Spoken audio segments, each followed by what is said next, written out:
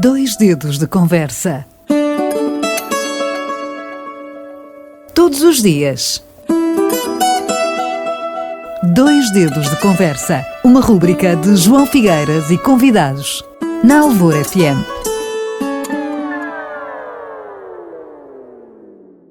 Hoje em Dois Dedos de Conversa temos o professor Virgílio Machado, que nos vai falar de geopolítica e Algarve, a sazonalidade turística. A sazonalidade turística no Algarve é realmente um problema difícil de resolver, pois existem várias condicionantes que contribuem para que tal aconteça, muitas delas de ordem estrutural. Professor, bom dia. Muito bom dia. Muito bom dia, João. Bom dia a todos os ouvintes da Rádio Alvor. Sei que não tem uma varinha de condão para dar a solução a este problema. Seria ótimo, mas infelizmente não é assim. Mas, segundo o seu ponto de vista, o que poderia ser feito para mitigar esta situação? Pois, como o João disse, é um problema estrutural. Eu diria que é um problema geopolítico. Introduzimos já a geopolítica nesta questão, porque o Algarve, desde os anos 50, 60 do século passado, seguiu aquilo que nós chamamos uma especialização monocultural do turismo, como uma vantagem competitiva que a região tinha em matéria de sol, praias e mar, não é? Foi sido desenvolvido ao longo destes 50 anos e que nos trouxe uma determinada trajetória de dependência em relação ao turismo, certo? E isso significou estarmos um pouco expostos aos riscos, às fragilidades, às forças, às fraquezas dessa indústria, e uma das quais é, obviamente, o turismo, a sazonalidade do turismo.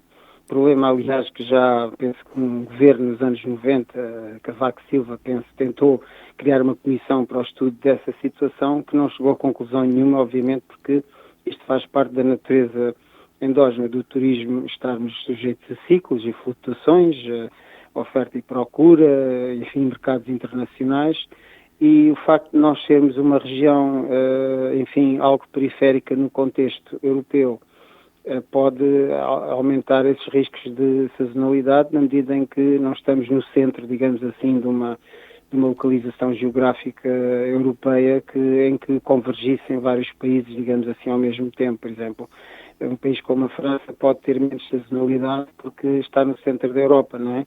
Exato. Ou até mesmo a Itália, um pouco menos sazonalidade, está no centro da Europa. O Algarve, perifericamente falando, ou Portugal, perifericamente falando, pois só consegue mitigar essa sazonalidade se tiver boas redes de transportes, não é? Seja aéreos, rodoviários ou ferroviários.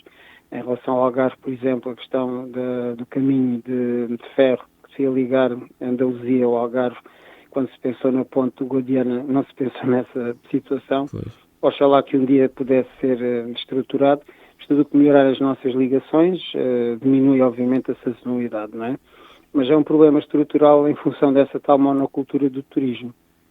Todavia, há sempre coisas que a geopolítica pode acrescentar para além das boas ligações de transportes a esta temática, como, por exemplo, nós especializarmos também na questão de sermos um ponto geográfico de extremo, não é? E criarmos produtos com alguma vantagem competitiva exatamente nessa ideia de fronteira que nós temos do sudoeste da Europa, de sermos um extremo, e temos que criar produtos turísticos que de alguma maneira vão ao encontro desta ideia de fronteira com o mar, com uma das zonas exclusivas mais e maiores da Europa, enfim, o mundo oceânico, enfim, o mar e as fronteiras marítimas. Tudo isto pode ser incorporado nos produtos turísticos que temos para oferecer, como vantagem competitiva. Sem dúvida, professor. Há que assinalar um facto importante que nas última década, mais ou menos, tem-se assistido a um aumento do mercado sénior vindo de países escandinavos, e a grande maior parte desses turistas idosos passam uma média de 3 meses ou mais, geralmente no Algarve, vem à procura do sol, do nosso sol de inverno. Acha que poderíamos ser mais proativos na captação desse mercado escandinavo para tentar, enfim, mitigar, digamos, a tal sazonalidade? Bem, pronto, a monocultura do turismo trouxe também o turismo residencial, não é? Que é mais uma modalidade de turismo que se procura captar, especialmente nessas tais épocas baixas, outro tipo de de turistas com um determinado poder aquisitivo e que possam, digamos, aproveitar a benignidade do clima, como nós sabemos, durante os meses de inverno do Algarve, não é? Mas se nós podemos captar melhor esses mercados, penso que sim, não é? Penso que sim, porque digamos, o Algarve tem vantagens competitivas, tem um custo de vida mais baixo, tem um bom clima, tem segurança, mas falta aí a questão da saúde, ok? Nós temos que ter aí umas boas estruturas em termos de turismo e de saúde para induzir confiança ao turista nessa deslocação. Se ele não tiver isso, ele não virá, não é? E este tipo de turista olha muito, e são pessoas idosas, olham muito aos cuidados de saúde, que são muito importantes.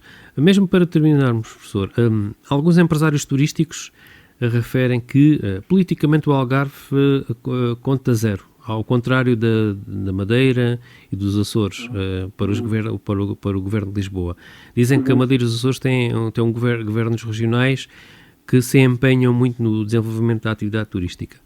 Vítor Neto, um conhecido de Algarvio ligado ao turismo, referiu há tempos que Lisboa, um bocadinho a nível de sátira, está assentada em cima de um cofre e o Algarve é completamente desconsiderado. Damos muito a Lisboa e recebemos muitas vezes pouco. Professor. Muito bem.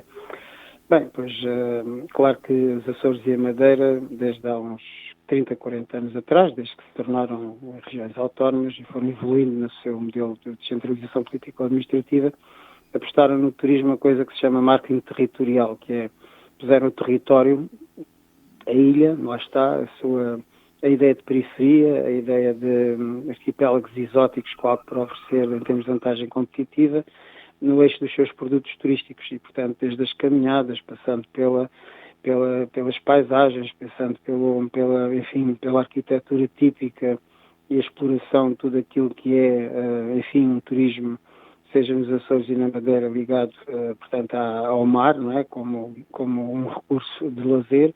Eles conseguiram, de facto, ter, nos últimos 30, 40 anos, uma vantagem.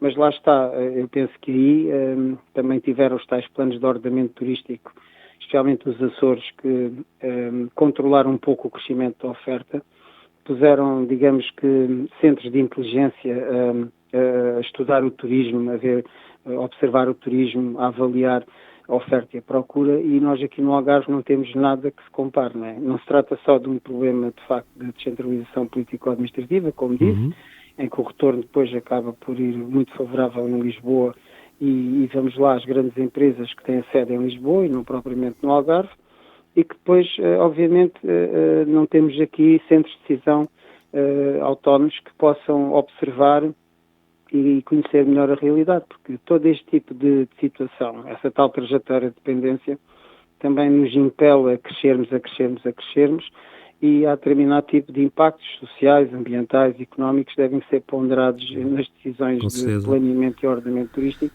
que nós não estamos a ter. Enquanto as ilhas têm essa sensação... O turismo com sustentabilidade, não é?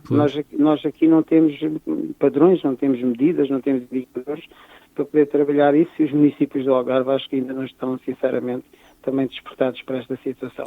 Mas eu concordo com o Vítor Neto, de facto, temos assistido a um esvaziamento da capacidade do Algarve ter capacidade reivindicativa, né, junto ao Poder Central. Isso é manifesto. Muito obrigado, professor Virgílio Machado, pela sua colaboração. Até à próxima, um abraço. Obrigado. Até à próxima, um abraço então. Obrigado. 2 dedos de conversa. Todos os dias.